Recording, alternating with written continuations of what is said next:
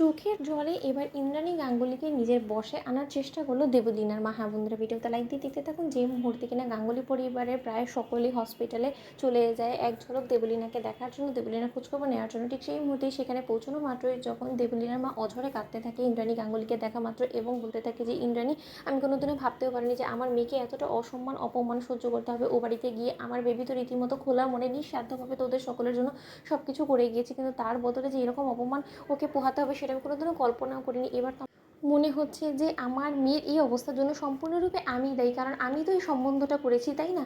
অন্যদিকে কথা বলা মাত্র ইন্দ্রাণী বলতে থাকে যে দেখ, তুই শান্ত হ, তুই এরকম করে কাঁদলে কী করে চলবে বলতো? তোকে এখন শক্ত থাকতে হবে, কারণ তোর এই মেয়ের এই সিচুয়েশনের মধ্যে তুই যদি এতটা কান্নায় ভেঙে পড়িস তাহলে দেবলীনাকে কে সামলাবে বলতো? তার আগে তুই আমাকে বল যে দেবলীনার কী কন্ডিশন। অন্যদিকে যখন দেবলীনার মা কাঁদতে কাঁদতে বলতে থাকে যে ওর অবস্থা খুব একটা বেশি ভালো না, কারণ যখন কিনা ওকে এনেছি তখন বাড়ি এই শুধু সকলে ঘাবড়ে গিয়েছে এবং সকলে তো আশাই ছেড়ে দিয়েছে। সকলে এটাই ভেবেছে যে ও হয়তো বা মারাই গিয়েছে, কিন্তু তার সত্ত্বেও আমি শেষ অবধি চেষ্টা করবো ভিতরে হসপিটালে নিয়ে এসেছি এবং যখন কিনা আমি হসপিটালে নিয়ে এসেছি তখন তাৎক্ষণিকই ডক্টররা আমাকে বলেছে যে আমি যাতে ও বেঁচে থাকবে এরকম কোনো আশা না করি, কারণ সেরকম কোনো আশাই নাকি ডক্টররা দেখতে পাচ্ছে না। এবার সম্পূর্ণরূপে ডক্টরদের উপরে ডক্টররা নিজেদের সর্বোচ্চ দিয়ে চেষ্টা চালিয়ে যাচ্ছে ওকে বাঁচানোর জন্য। অন্যদিকে এই কথা বলা মাত্র ঈশান বলতে থাকে যে এতটা ব্লিডিং হয়ে গিয়েছে যে ওর বাঁচার কোনো চান্সেসই নেই। তাহলে আন্টি, আপনি যে আমাদেরকে বললেন যে সামান্য নাকি ওর একটু নার্ভ কেটেছে ও নিজের হাতে সুইসাইড অ্যাটেম্প করার জন্য, তাহলে এতটুকু নার্ভ কাটাতে এতটা সিরিয়াস কন্ডিশন ওর কী করে হয়ে যেতে পারে বলুন তো? কোনো মতে আপনি ওকে বিষ টিষ তো খাইয়ে দেননি মায়ের কাছে ভালো সাজানোর জন্য? অন্যদিকে এই কথা বলা মাত্র ইন্দ্রাণী বলতে থাকে যে ঈশান মুখ সামলে কথা বলো। ঠিক সেই মুহূর্তে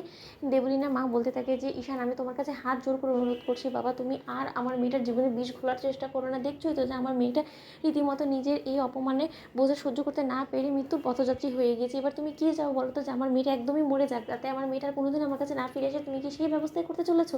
অন্যদিকে যখন আয়ুষ সেখানে বলতে থাকে যে এই জিনিসটা না আমার কোনো মতে পাল্লায় পড়লো না, এতটা সিরিয়াস কী করে দেবলীনার কন্ডিশন খারাপ হয়ে দিকে এগিয়ে যেতে পারে, যেখানে কিনা সামান্য একটু সুইসাইড অ্যাটেম্প করার চেষ্টা করেছে। অন্যদিকে সেখানে ডক্টর চলে আসা মাত্রই যখন দেবলীনার মা বলতে থাকে যে ডক্টর, আমার মেয়েটা বেঁচে যাবে তো বলুন না, আমি আমার মেয়েটাকে হারালে আমি কোনো মতেই বাঁচতে পারবো না। ডক্টর ঠিক সেই মুহূর্তে ডক্টর বলতে থাকে যে কুল ডাউন কুল ডাউন, আপনার এতটা ভাবনা চিন্তা করার কোনো কারণ নেই, কারণ আপনার মেয়ে সম্পূর্ণরূপে ভালো আছে এবং সুস্থ আছে এবং আপাতত ওকে আমরা নর্মালি বেডেই রেখেছি এবং ওকে অবজারভেশনে রেখেছি এবং আপনারা চাইলে যে কেউ ওর সঙ্গে দেখা করে আসতে পারেন। আপনার মেয়ে একদম সম্পূর্ণরূপে সুস্থ হয়ে গিয়েছে এবং আপনারা চাইলে আজ সন্ধ্যের মধ্যে ওকে বাড়ি ফিরিয়ে নিয়ে যেতে পারবেন। ঠিক সেই মুহূর্তে ঈশান বলতে থাকে যে তবে যে আন্টি, আপনি বললেন যে আপনার মেয়েকে নাকি অনেকটাই সিরিয়াস কন্ডিশনে নিয়ে এসেছেন, তাহলে আজ সন্ধ্যের মধ্যে সেই সিরিয়াস পেশেন্টকে কী করে বা ডক্টররা রিলিজ করে দিতে পারে বলুন তো?